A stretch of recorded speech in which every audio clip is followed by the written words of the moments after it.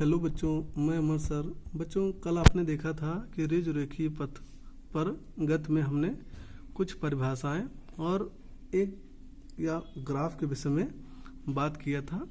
और अगर आप परिभाषाएं देखें तो हम लोगों ने आपका त्वरण, एक समान त्वरण, असमान त्वरण या फिर आपका हम परिवर्ती त्वरण कह सकते हैं, और औसत त्वरण, और फिर आपका तात्क्षणिक त्वरण तथा समय विस्थापन ग्राफ के विषय में बात किया था। और बच्चों, अगर आप देखें जो आपका टाइम डिस्प्लेसमेंट या फिर समय विस्थापन है तो इससे आपका वेग मिलता है।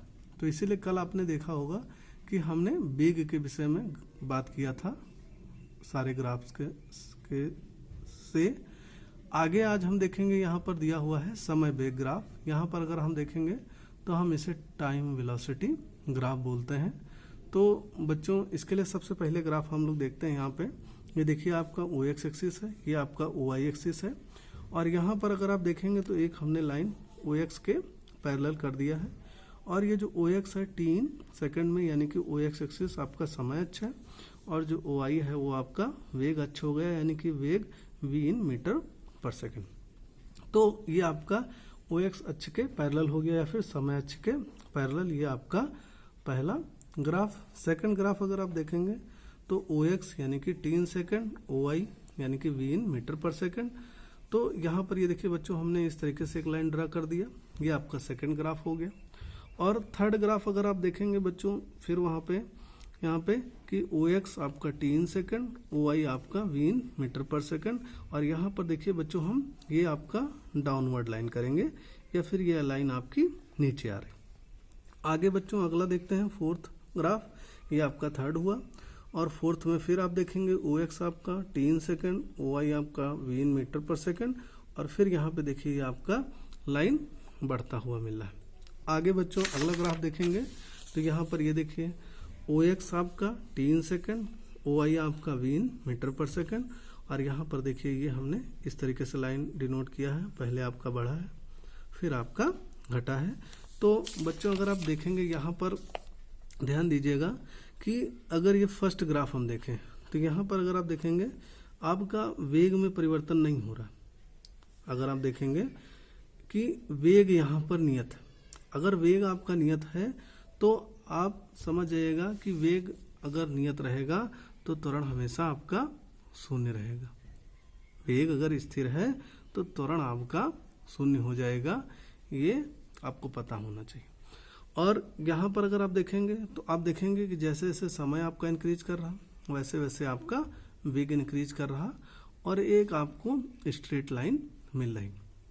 और यहाँ पर देखेंगे कि जैसे जैसे आपका समय बढ़ रहा वैसे वैसे वेग आपका घट रहा है। और यहाँ पर देखेंगे जैसे जैसे आपका समय बढ़ रहा वैसे वैसे आपका वेग बढ़ रहा है।